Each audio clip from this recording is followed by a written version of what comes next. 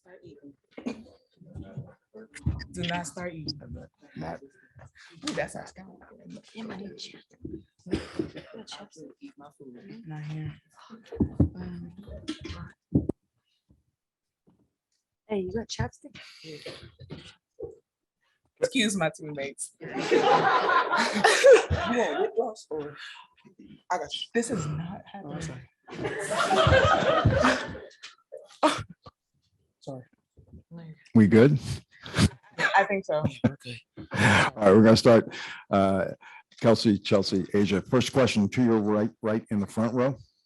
Hey, Kelsey. Becky said she thought the difference in this game versus the last was you getting downhill. Was that something where you just knew after how game one went, you just had to focus on more? Or how did you get that going? And related question, I know Asia apparently said something to you between the game 1 and 2 to kind of get you going. Asia, if you want to share anything about that. Go or how ahead, you, Asia. Tell them what she said. Edited version.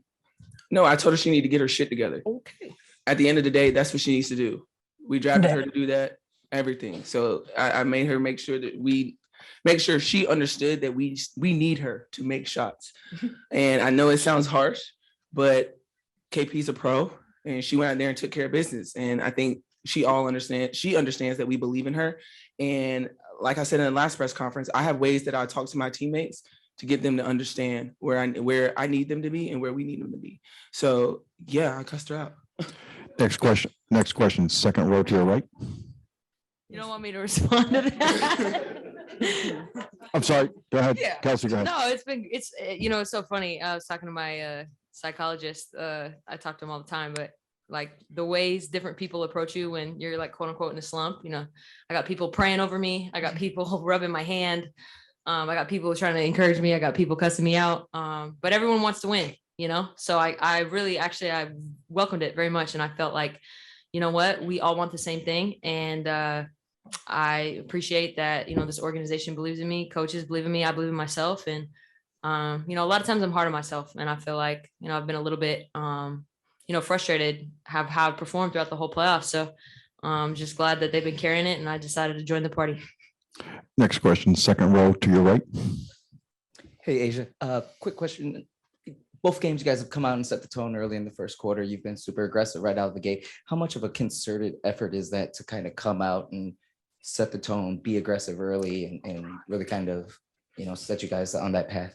It's huge for us. It's huge for us because if you look back at all of our L's, that first quarter kicked us. It kicked us and we were playing teams pretty even throughout, but those first quarters are so important because you never want to find yourself digging yourself out of a hole, especially when you're playing against a good team like Con, because they don't go anywhere. They're not going anywhere. We're expecting them not to go anywhere. So if we can just keep our mindset and our composure in the first quarter and just kind of set the tone, I think it's helpful for us later on down the road. But I'm amazed at how far we really come throughout this season, because there'll be some fourth quarters where it's like, wow, and others just like, what the world? So I'm very happy at where we are, but we're not done yet. We still have to continue to push through. We still have things that we have to take care of. So I think it's very important for us to come out the way we do. Next question to your right, standing. Well, go ahead. Danny Webster, Las Vegas Sun for Kelsey and Chelsea.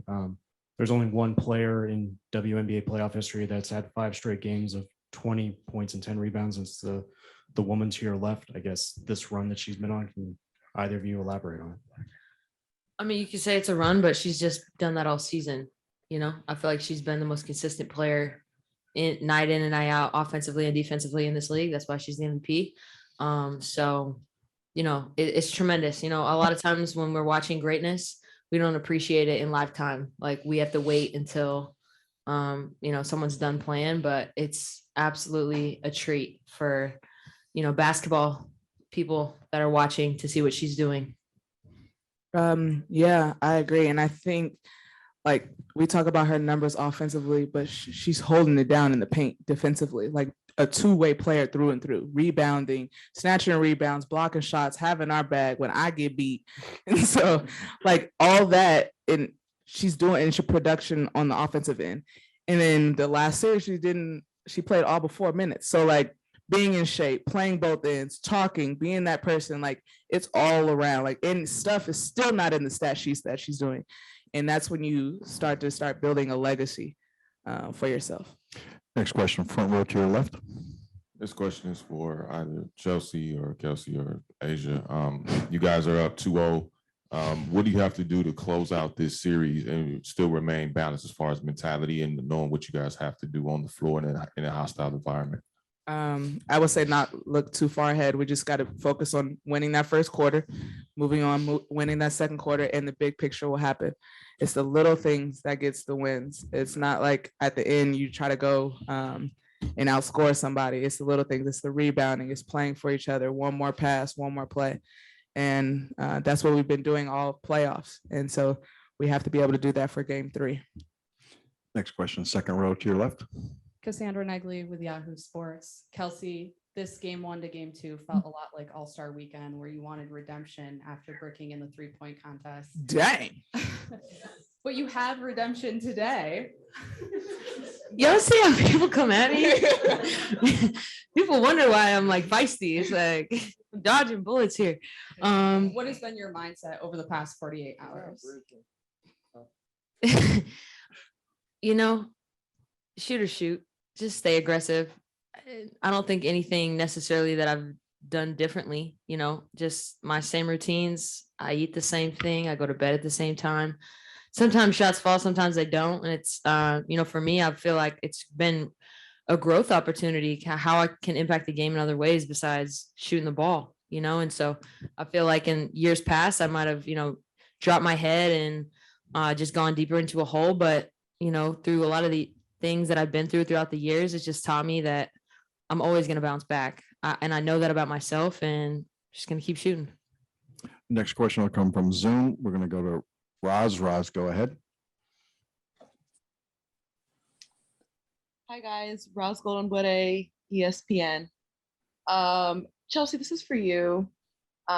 Becky Hammond said that your IQ is ridiculous, and just trying to again see the efficiency in which you're shooting some of these very tough and contested shots, and just overall your impact of the game. How do you think the mental side of the game and your IQ can help separate you and help you be successful in these big moments? I think like when you start talking about IQ, it's not just about yourself, it's about the bigger picture. And there's moments in the game where I do not have the ball in my hands, but I'm orchestrating or calling something just because I see it in a different view. And it's I've just worked like just watching film. I've watched other players play, watched a lot of basketball, and I rewatch our games all the time. Especially in this playoffs, it's the little details that make the difference on how we can get an easy touch, how we can get an easy score defensively, how we can make it difficult.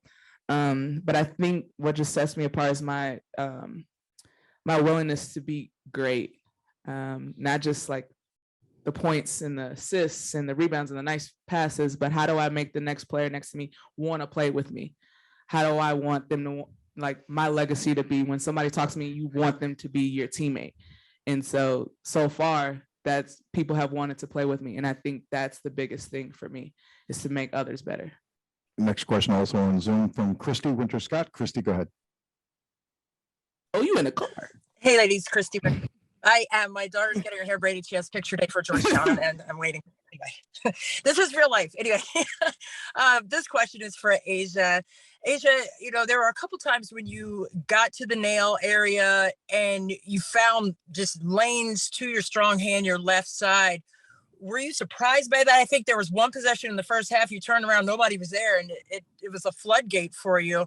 Were you excited also about your ability to get downhill? I know Coach Hammond said that, Kelsey's ability to get downhill was a big plus for the team.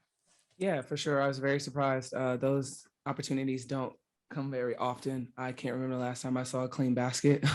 So I really want to capitalize on those moments, not just for myself, but for my teammates as well. But it does kind of catch me off guard, but I always trust my teammates put me in the best situation to score the basketball. So I take what they give me and then I live with it.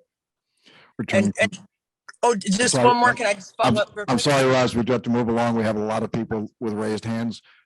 Standing to your left. Logan Raper here with Channel 8. It's not Roz. Asia, I saw you Sorry. I saw you talking with John Moran after the game, a couple of South Carolina folks. Yeah. I was curious what that conversation was like and just how cool is it to have his support kind of along the way. Yeah, it's super dope. John's like the little brother, like he's killing it in the league and he takes time to come out and show some love. So it's always something special. But, he was just telling me it's one more. We can sit up here and say the job's not done, but we always know, like Chelsea said, we don't get too ahead of ourselves at all because anything can happen in this league. So he just said one more, keep going and be blessed. Next question, second row center. Eden Mossy, Jesselyn Sports, Chelsea and Kelsey, this one's for you. What were you guys seeing kind of X's and O's wise that you were able to exploit in terms of getting to the basket? They really want to congest the lane. So I think we play higher, wider, set good screens, have good angles, and make big reads. A lot of times they're going to put two people on the ball. So how do we deal with that once we see that and play out of those actions? And once we have good spacing, like we can get a lot of different things in the paint or kick out for shooters. There were some wide open threes we still missed, but we're making the right play. And I think that's the difference, is making the right play, making the right read time and time again. Next question, standing to your right. Sam Gordon, Las Vegas Review-Journal. Kelsey, congratulations on the victory first and foremost. Your rookie year, this was the worst team in the league, right? The franchise was. How would you, being that you're one of the OGs from San Antonio, how would you contextualize the way the franchise has transformed itself in the last 5 years? Now you're up 2-0 in the finals, playing before a second consecutive sellout here in Vegas. Yeah, I mean, I try to forget the dark days in San Antonio. No disrespect to San Antonio, but I mean, just what the Aces have done here is tremendous. Mark Davis, the support, the front office, investing, bringing in Becky, bringing in a coaching staff that has a ton of experience, and just bringing in players, top tier talent. Like went out and grabbed Chelsea, went out and grabbed Raquana, Kia. Obviously done great in the draft. With Asia and then Jackie. And I mean, you just can't say enough, because in this league, there's not a lot of young teams that are successful. It takes time and it's been building for years. So it's just a testament to organization, really. One more from the room and we'll then return to Zoom. Fourth row to your left. Adrian Hernandez, Odyssey Sports. Asia, last game of the season, I asked you if you had a message for Vegas. You invited the president, the mayor, everyone in Nevada. Yes. Las Vegas has responded 3 straight games. The attendance record has been shattered. It was loud as hell in the building. How did it feel to get that support, and just how loud it was throughout the game and the support?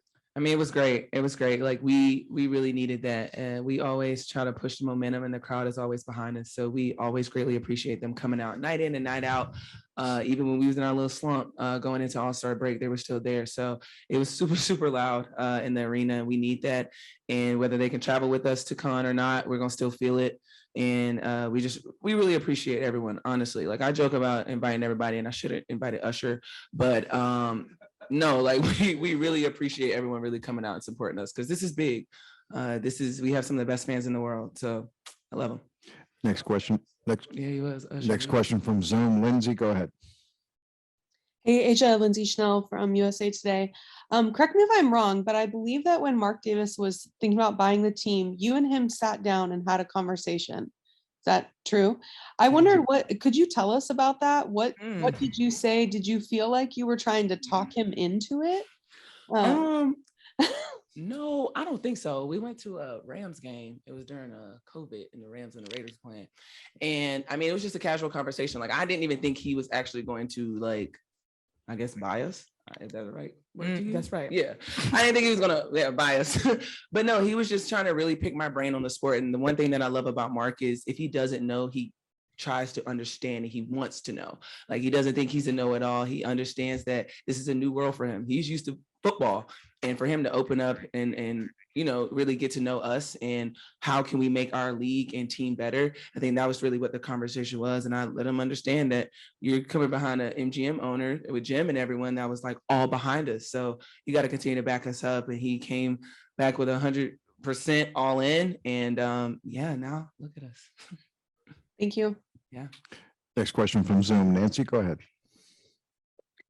This is for Chelsea and Kelsey.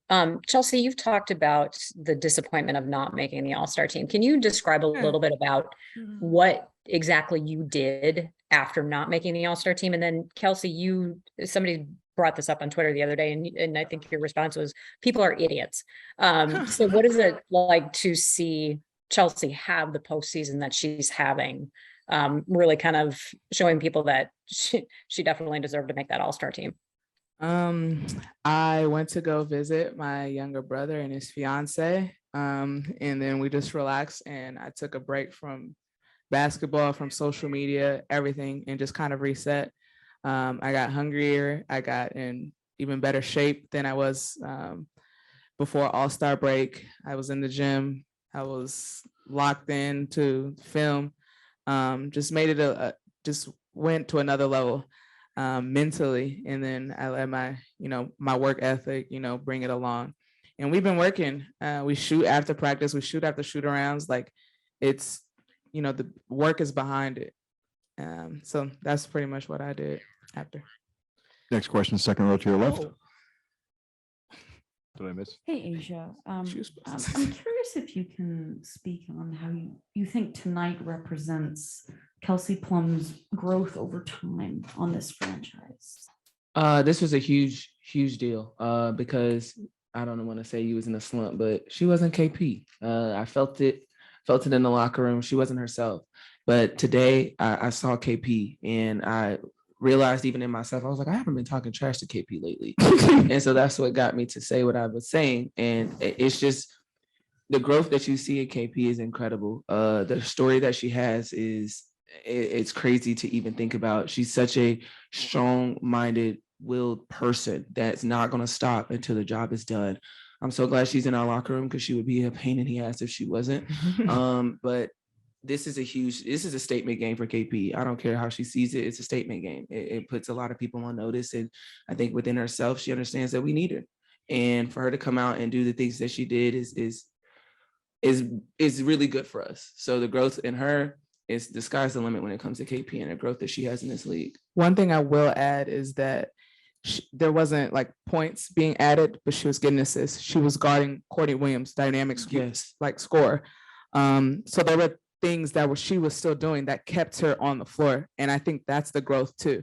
Not just like, okay, now she's back because she's hitting shots. No, she's been like who we needed her to be. We need her out there on the floor. And at the end of the day, you can't help off of her. I don't care if she's 1 for 20. I don't care if she's 1 for 8. You can't help off of her because that is going to come back around. And she hit a big shot for us last game on 3-point line, right there in the slot in the second half. And so, we have confidence in her with that. All right. Kelsey, Chelsea, Asia. Thank you. Thank you. Our Connecticut players are on the way.